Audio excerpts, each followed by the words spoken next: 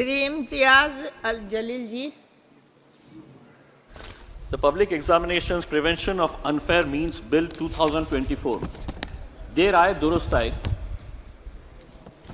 Madam, अगर ये bill आज से 5 साल पहले अगर आ गया होता तो 1,40,00,000 बच्चे जो सरकारी नौकरी हासिल करने के लिए, महज 1,04,000 नौकरी हासिल करने के लिए 1,40,00,000 बच्चे जो दिन और रात मेहनत किए, पढ़ाई किए, एग्जामिनेशन के अंदर बैठे, बाद में पता चला कि पेपर लीक हो गया था, एग्ज़ाम कैंसिल हो गया, कई बच्चे एग्जामिनेशन के अंदर बैठ नहीं पाए क्योंकि उससे पहले ही पेपर लीक हो गया था। अगर 5 साल पहले ये बिल आ जाता तो इन्हें इतना खामियाजा भुगतना नहीं पड़ा होता। सवाल ये है कि 1,40,00,000 नौकरियों, 1,40,00,000 बच्चे, नौकरियां कितनी? तो 1,04,000। अगर ये पूरे के पूरे चले भी जाते तो 1,39,00,000 बच्चे तब भी बेरोजगार रहते।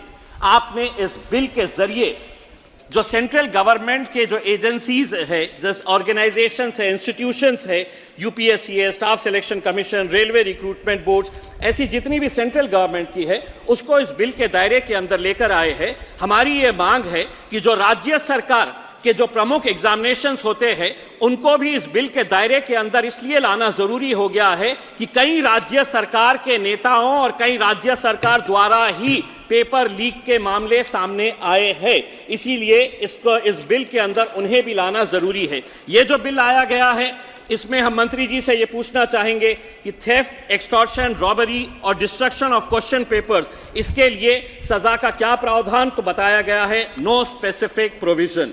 दूसरा ये है कि डिबारमेंट फ्रॉम एग्जामिनेशंस, इसके लिए क्या प्रावधान है सजा का? तो नो स्पेसिफिक प्रोविजंस।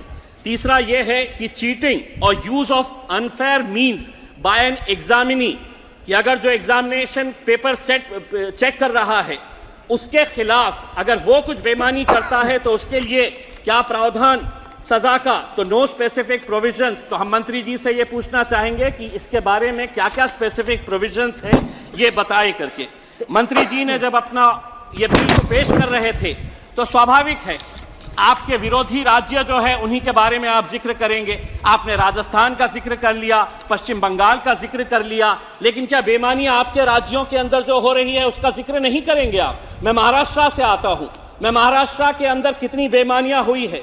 टीईटी का एग्जामिनेशन, क्या होता है टीईटी का एग्जामिनेशन?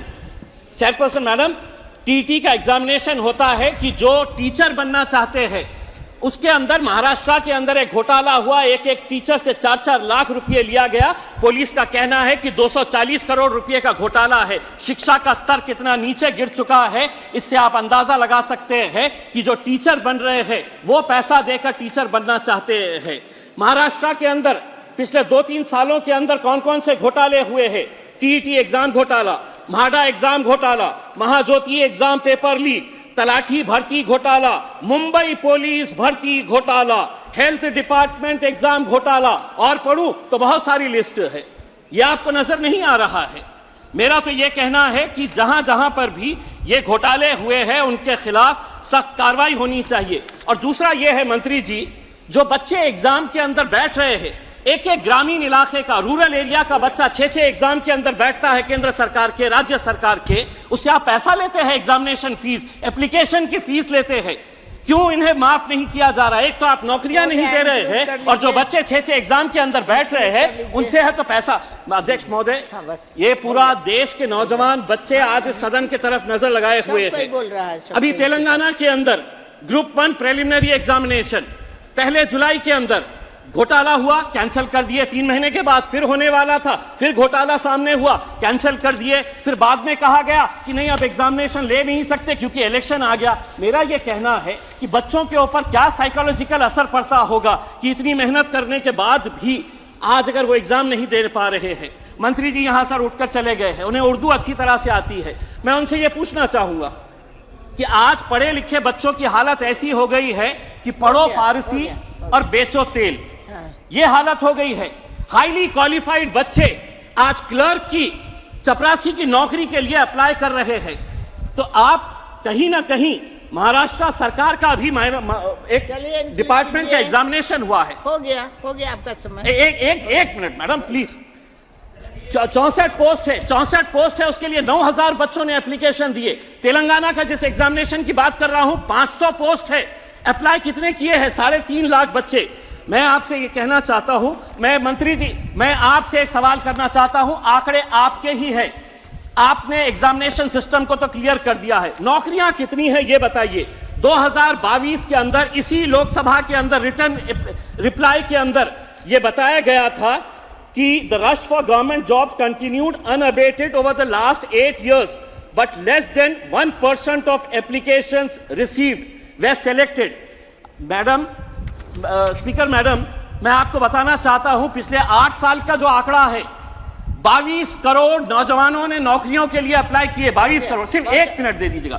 22 करोड़, उसमें से नौकरियां कितनी मिली है? तो महज 7,22,000 बच्चों को सरकारी नौकरियां मिली है। अच्छा बोल रहे हैं। 22 करोड़ कहां पे है और 7 लाख कहां पे है? उसके बावजूद भी आप अपनी पीठ थपथपा रहे हैं। अब मैडम स्पीकर, कल हमने प्रधानमंत्री जी का भाषण सुना, 2 घंटे तक वो बोलते रहे कि कितना अच्छा रहा है करके, हमने मंदिर बना दिए, हमने ये बना दिए, आप अपनी पीठ थपथपाते रहे। मोदी जी की गारंटी है करके जब उन्होंने कहा तो आप सभी ने तालियां बजाए, बेंच को बजा बजा कर अपने हाथ दुखा दिए। क्या मोदी जी की गारंटी यहाँ के इस देश के सब कुछ का? जी जी जी जी।